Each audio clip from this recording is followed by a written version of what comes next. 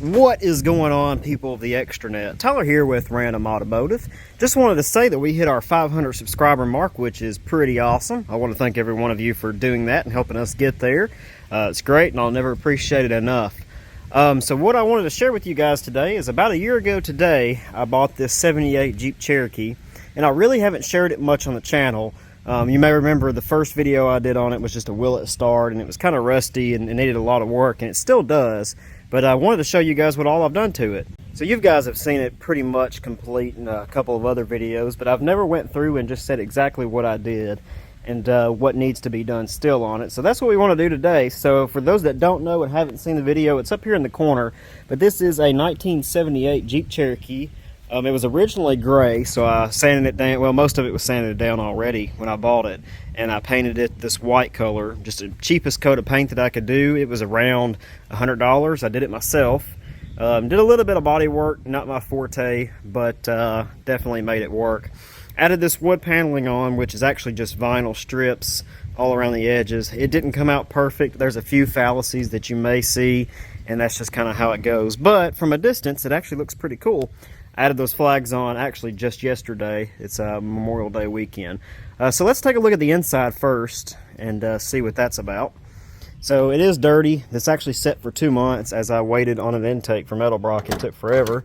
So pay it no mind. It's not perfect in here. It's actually pretty dirty. The things I've done on the inside, I've added this wood headliner. It does go all the way back, but it's not finished in the back, so I don't want to show you guys just yet, but you can get a pretty good glimpse of it there. RV lights I added in the ceiling.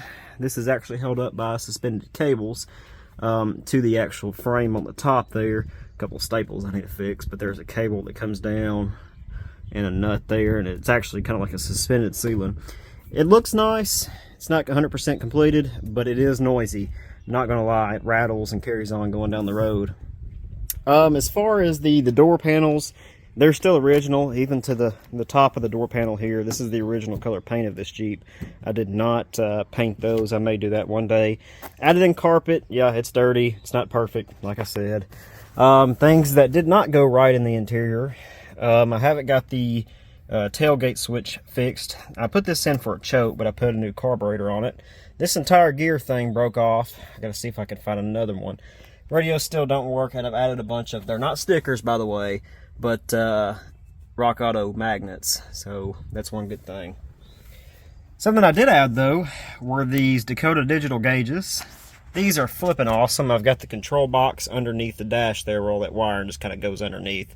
It's not perfect, and I found a aftermarket General Motors dinger that I installed just for the heck of it. You can hear it there. That's great. So it is, you do have digital readouts for everything. I've got my switch here. I haven't hooked it up yet. But to kind of cycle through what you do get, miles per hour, kilometers per hour, mileage, trip meter, second trip meter, and just a speed readout. On this side, and you notice that temperature's reading a little hot. That is because I just went through a long drive and shut it off, and so there's no movement of the coolant, and it's just sitting there, and it is hot. So pay that no attention. When it is running and it is idling, which I'll show you in a moment, it runs in the normal range. Oil PSI, you get a good readout on that. Battery voltage, maybe a little bit low. Fuel, which you also get over here at a clock, which I don't think that's right. I think it's a little bit earlier than that. And engine hours. You get high speed. You can have various times here if you want them. Those aren't accurate because I've never really used them. Tach, that's a useful feature, even though you got a analog tach there. It is nice to have a digital one. Your highest RPM and back to your coolant temperature. On the right side, you get your oil PSI readout, your temperature, fuel gauge, which isn't 100% accurate, but it is hooked up, and battery voltage. Turn that off for now. I think that's pretty much on the inside what I've changed. I really haven't changed a whole lot. Let's take a look under the hood, and I'll show you a couple of other neat things. I noticed also in my first video I didn't have a windshield, and I failed to tell you about that, but yes, I did have this windshield ordered, put it in myself. Not too bad of a price, but it was a lot of work.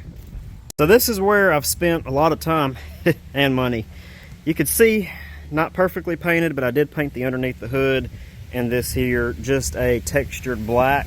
It's not the prettiest thing, but it's definitely prettier than what it was before.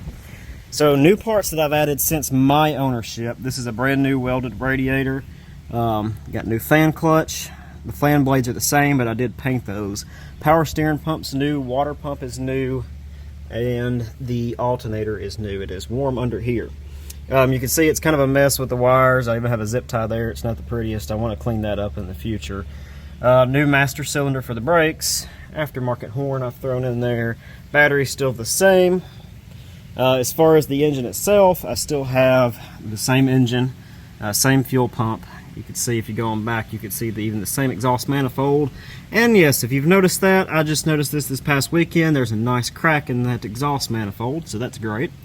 Not causing any problems or anything, just maybe a little bit louder, exhaust pressure, and all that, yada yada. So what is new up top here? Brand new intake. This is Edelbrock intake. Of course, you got the sensors for the Dakota digital gauges, so those look a little bit different. The wire, like I said, is a mess. It should actually be kind of more like that. So I've got to clean a lot of that up, and I am aware of that. The fuel filter is pretty new, the fuel lines, etc. Better placement of that is needed. So yeah, new Edelbrock intake, thermostat outlet's new, thermostat's new obviously. Edelbrock valve covers, and you can see, if you look down here, I've deleted my exhaust, or my smog pump, and all the stuff that goes with it. Except for these tubes here. They need to be welded. I know you're probably going to have something to say about that. It doesn't get too hot, it doesn't melt the hose, and I know it looks hideous, but that's one way to cap that off because it makes an atrocious sound if you don't. So it is what it is, but I will eventually get this taken off, probably with new manifolds, so I don't have that bolt on anymore because I need a manifold over here anyway for the exhaust. Let's see what else I've done. So yeah, that's a brand new Edelbrock AVS2 carburetor underneath that air cleaner. The air cleaner is obviously new too. That was a pretty high dollar carburetor, but so far so good. I've put about 200 miles on it. I don't drive this thing very much at all, but it seems to do the job okay. On this side, new coil. Repeated the other side. Some bad wiring there that I've got to clean up. I've got wires literally everywhere. And a couple of new belts are put on. The distributor is well, I don't know if it's factory, but it's the one that I had on it when I bought it. No problems there. That cap is newer, even though it's all scratched up, and no problems at all. The brake booster, everything just works. What is still needed, of course, are the exhaust manifolds. I'm gonna have to do some new of those here soon, and probably gonna need a new transfer case too. This has the Quadra-Track, whatever nonsense, and I get that popping. If you own one of these or have owned one of these, you know exactly what I'm talking about. I get that popping when I go around turns in the rear end, and I've already changed the fluid, put the magic fluid in it, and to no avail. The engine is warm, and it is warm today. Today it's about 90 degrees here, but we are going to give it a good start, and we're going to listen to it run, because I am eager for that. So I've got a few extra feet of fuel hose, and that causes it to take a minute to start. I've got to shorten that down a little bit and should be fine. You can see that temperature is dropping pretty substantially now that the coolant is circulating through the system and not just sitting cooled in one area. The aftermarket horn sounds pretty cool. And let's take a look at the engine running. So as you can see, it runs pretty smooth. No weird noises. I can hear a little bit of whine from the power steering pump. But yeah, it's a mess of wires, but no fires, no fire hazards, nothing sitting on the manifold, so we're okay there. New ignition module over there, and you can hear she runs perfectly actually, no issues at all. So it gets hot under here with the black on black, but the top of the hood doesn't get very hot, which is a good thing. I'm going to try to reach in here, rev it up for you guys.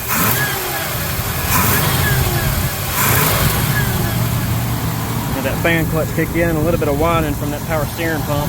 It's got fluid in it, but it's just one of those that's whine right out of the box, so not exactly sure what's going on there. So around back, you get a great exhaust note out the back. No weird noises anymore with that new intake. Just sounds great. You can see, painted the center there of that brake shoe so it matches. And I did the same thing around front. On the hub, you can see that it is a nice coat of paint there and doesn't seem like it's all faded and chipped. Those wheels are original. I've cleaned them up the best I could. They look better than they did when I got them, but could use a little bit more shininess to them. I don't know how well you can actually see it, but I did paint the inside of the fender wells for the most part, and it sounds good. No leaks. That was already there, but no leaks underneath. Sounds perfectly normal. So you may notice a few odds and end things that aren't perfect, like knobs missing or screws missing on the mirror. It's not perfect. It definitely still has some work to go, but considering from where it came, it's not bad at all.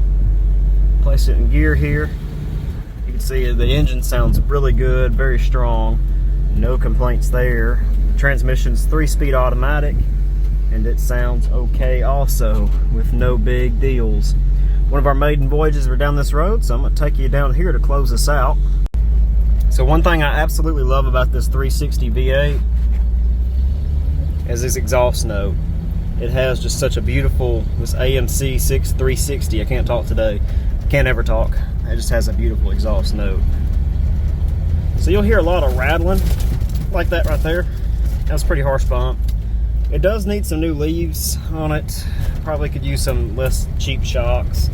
And this ceiling doesn't help, but this road is not the smoothest either.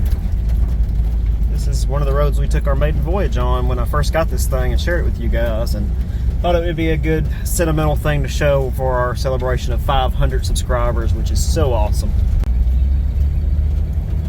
So one thing this will not do is it will not peel the tires.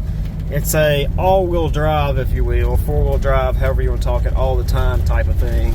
And yeah, you just can't peel the tires in it easily. If you're going to peel 2, you're going to peel all 4, I'd hope. So it's kind of one of those things.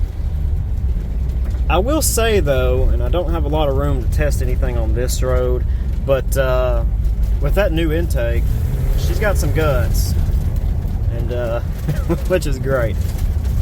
It's not a fast vehicle. Sorry about all the rattles. There's a bad bump there. Sorry about all the rattles, but yeah, she's definitely not as gutless as she used to be for such a big car. Just a little short video on the old Cherokee Wagoneer, whatever you want to call her.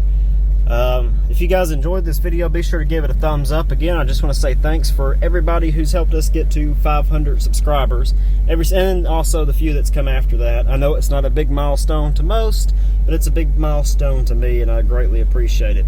We will have more videos coming up soon. I don't know exactly what they're going to be.